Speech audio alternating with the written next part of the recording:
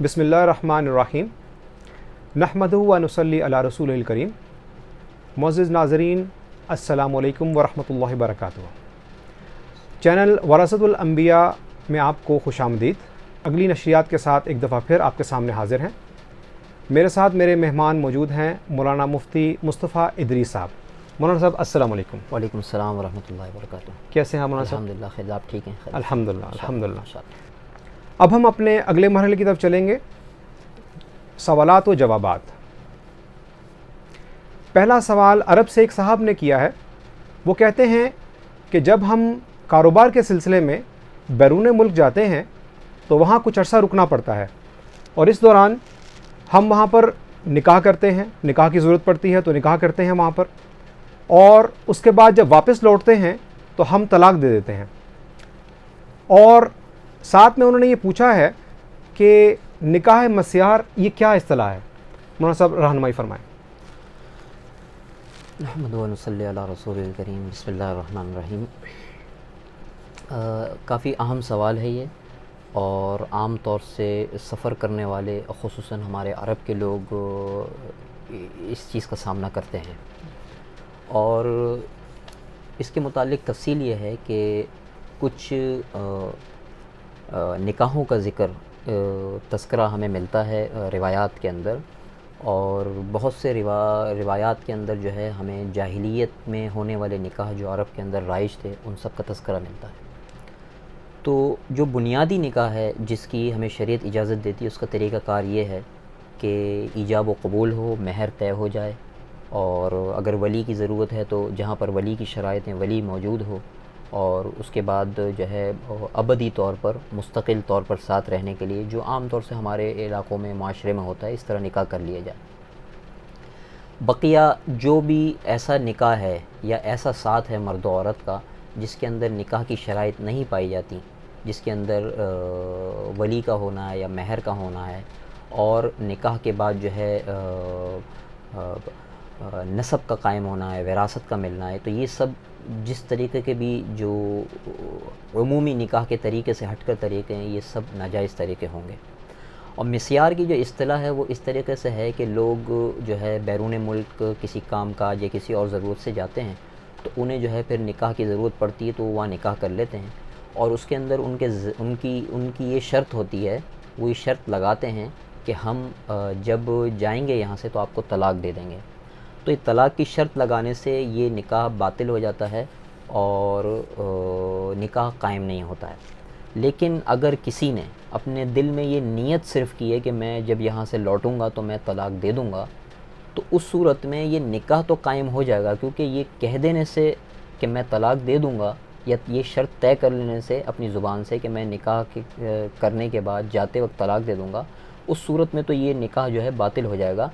लेकिन अगर उसने ये शर्त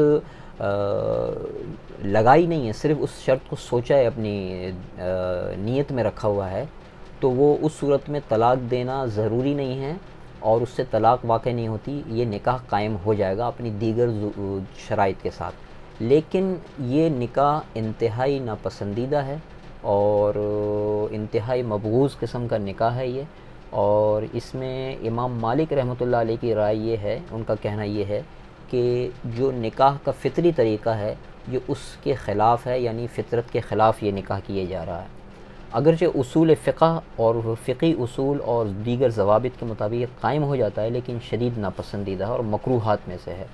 और इमाम औज़ाई रहमतुल्लाह अलैह की राय इसमें यह है कि ये निकाह नाफिज़ ही नहीं होता है, यानी ये इसको मुता और दीगर गैर शरई रिश्तों के सफ़ में इसको वो खड़ा करते हैं, मानते हैं उसको। तो निकाह का जो सुन्नत तरीक़ा है वो यही है कि निकाह के जो है दीगर शराइत जिस तरह से हैं, महर है, वली का होना है और इजाज़त होना है, दीगर जो शराइत हैं उनके साथ साथ निकाह के बाद मुरतब होने वाले जो उमूर हैं उनकी अहमियत है।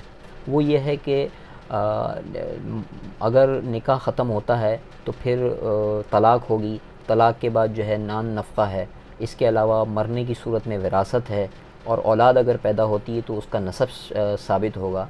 जबकि इन दीगर जो रिश्ते कायम किए जाते हैं इन चीज़ों से हटकर, उनके अंदर ना नसब का सिलसिला होता है, ना विरासत का सिलसिला होता है, اور نہ ہی دیگر امور جو ہے ملحوظ خاطر رکھے جاتے ہیں. لہٰذا نکاح کا جو ہماری سوسائٹی میں مروج طریقہ ہے سنت کے مطابق وہی نکاح ہے. اور جو نکاح اس طور پر کیے جائے کہ نکاح کی تمام شرائط اس میں ہوں، لیکن دل میں یہ صرف نیت ہو کہ میں وقت مقررہ پر اس کو طلاق دے دوں گا، تو اصولاً یہ قائم ہو جائے گا، لیکن انتہائی ناپسندیدہ ہے، جس کے بارے میں امام مالک اور امام اوزاعی کا قول میں نے نقل کر دیا ہے. اور بقیہ جو اس کے علاوہ نکاح ہیں وہ سب باطل اور ناجائز ہیں اور حرام کے زمرے میں ہیں. جزاک اللہ خیر مولانا صاحب. اگلا سوال متحدہ عرب امارات سے ایک صاحب نے پوچھا ہے کہ 2016 میں کسی شخص نے دوسرے شخص کو 20 گرام سونا قرض کے طور پہ دیا، اور اس وقت سونے کی قیمت 130 درہم پر گرام، اور اب جب قرض دینے والا اس کو تقاضا کر رہا ہے کہ وہ قرض واپس کیا جائے اس کا، تو اب اس سونے کی قیمت قریباً 200 درہم پر گرام ہے. تو اب قرض کی ادائیگی کس طرح کی جائے گی، اور اگر یہ رقم جو ہے زیادہ ہوتی ہے تو کہیں یہ زیادتی سود میں تو نہیں آتی؟ بہت اچھا سوال ہے یہ معاملات سے متعلق، اور عام طور سے قرض میں ایسی چیزیں پیش آتی ہیں. جی. اصول اس میں یہ ہے کہ جتنا سونا قرض میں لیا گیا تھا اتنا ہی سونا وزن کے حساب سے دوبارہ لوٹانا ہوگا، اگرچہ اس کی قیمت زیادہ ہے، اور قیمت کی زیادتی جو ہے وہ سود میں نہیں آئے گی بلکہ وہ سونے کی قیمت ہے. تو جتنا وزن لیا گیا تھا 20 گرام اتنا ہی 20 گرام دوبارہ لوٹانا ہوگا. ہاں، اگر صاحب قرض اس بات پر راضی ہو جاتا ہے کہ اس کو سونے کی 20 گرام سونے کی موجودہ جو قیمت ہے، یعنی 200 درہم جیسے کہا گیا ہے، وہ قیمت اگر لینے پر راضی ہوتا ہے اور وہ کہتا ہے مجھے سونا نہ دے دیں، قیمت دے دیں، تو اس کی گنجائش ہے، اس کی رضامندی تو اس کو قیمت دی جائے گی، لیکن موجودہ قیمت ہی دی جائے گی. گزشتہ قیمت جو 130 درہم تھی اس حساب سے نہیں دی جائے گی. جزاک اللہ خیر مولانا صاحب. اگلا سوال ابو ظبی سے ایک صاحب نے پوچھا ہے کہ کھانے میں جیلاٹین پاؤڈر یوز ہوتا ہے، استعمال ہوتا ہے، اس کے استعمال کا کیا حکم ہے؟ اگر یہ جو جیلاٹین ہے یہ ایک غذائی ایک جنس ہے جو کہ عام طور سے کھانوں میں استعمال کی جاتی ہے. اگر یہ حرام جانوروں کی ہے یا حلال جانور لیکن غیر ذبح شدہ، یعنی مردار ہونے کی صورت میں ان سے حاصل کیا گیا ہے اور وہ یقینی طور پر ان کھانے کی چیزوں میں اشیاء میں شامل ہے، تب تو اس کا استعمال ناجائز ہوگا.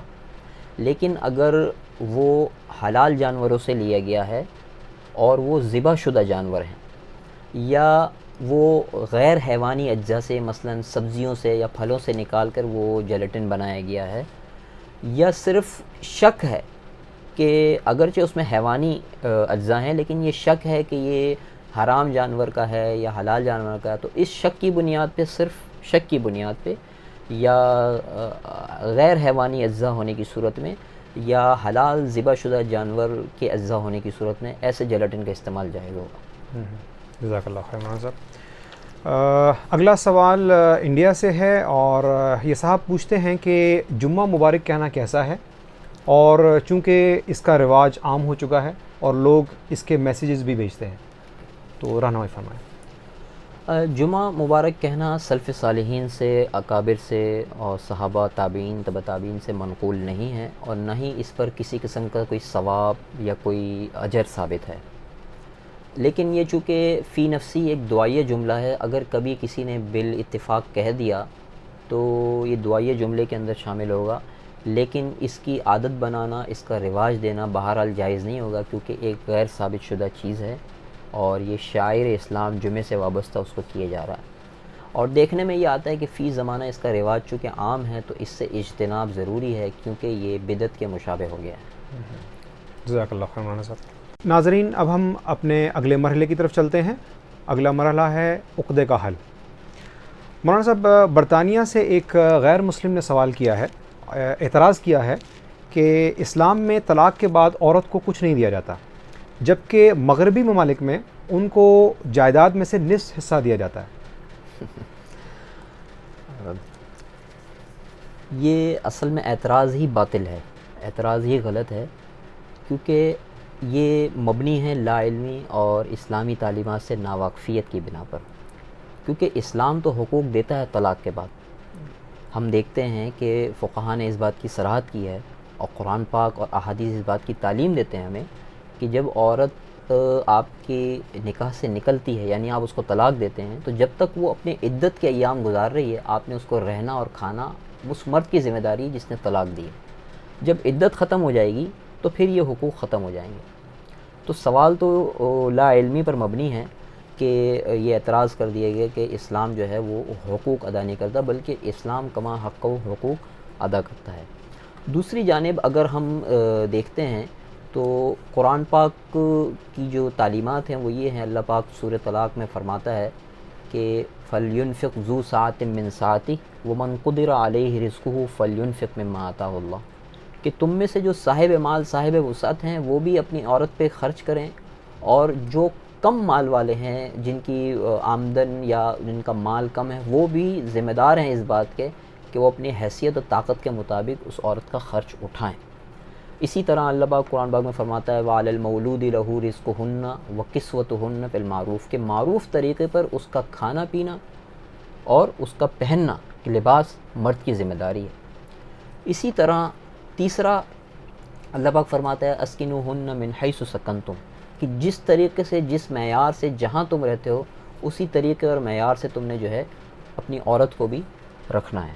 تو حقوق تو اسلام بالکل دیتا ہے، طلاق کے بعد بھی دیتا ہے، اور یہ تو وہ حقوق ہیں جو زندگی میں ہیں۔ سوال اصل میں یوں ہونا چاہیے تھا، اور جو ہونا چاہیے وہ یہ ہے کہ طلاق سے تو رشتہ ختم ہو گیا، حقوق ہی ختم ہو گئے۔ جب حقوق باقی تھے اور رشتہ قائم تھا تب اس کی کتنی پاسداری اور حقوق کی ادائیگی کی گئی ہے۔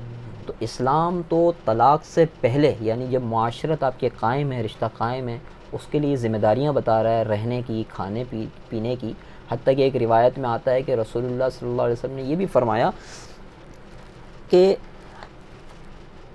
تم پر عورت کا رہنا، اس کا کھانا جو ہے معروف طریقے سے تمہاری ذمہ داری ہے۔ تو یہ تو ہماری تعلیمات ہیں۔ جبکہ ہم مغربی جو معاشرہ ہے اس کو ہم دیکھتے ہیں تو وہاں جو ہے عورت کام بھی کر رہی ہے، عورت جو ہے وہ اپنی ضروریات خود پوری کر رہی ہے۔ تو سوال یہاں پر یہ ہوتا ہے کہ اسلام پہ جب اعتراض کیا گیا ہے تو اسلام تو اس رشتے کے قائم ہونے سے پہلے اور اس کے ختم ہونے کے بعد بھی حقوق ادا کر رہا ہے۔ جبکہ ہم اگر مغربی معاشرے کو دیکھتے ہیں تو وہاں ہم یہ دیکھتے ہیں کہ جب وہ رشتہ قائم ہوتا ہے تب حقوق ادا نہیں ہوتے، بلکہ عورت خود ملازمت بھی کر رہی ہوتی ہے، عورت خود اپنی ضروریات پوری کر رہی ہوتی ہے، اور مرد ان چیزوں سے غافل ہوتا ہے۔ اور جو یہ اعتراض کیا گیا ہے کہ کہا گیا ہے کہ اس خیال کرتے ہوئے عورت کا اس کو نصف جائیداد دی جاتی ہے، اگر اس قانون کا تجزیہ کیا جائے تو حقیقت یہ ہے کہ دی نہیں جاتی بلکہ یہ جائیداد دلوائی جاتی ہے۔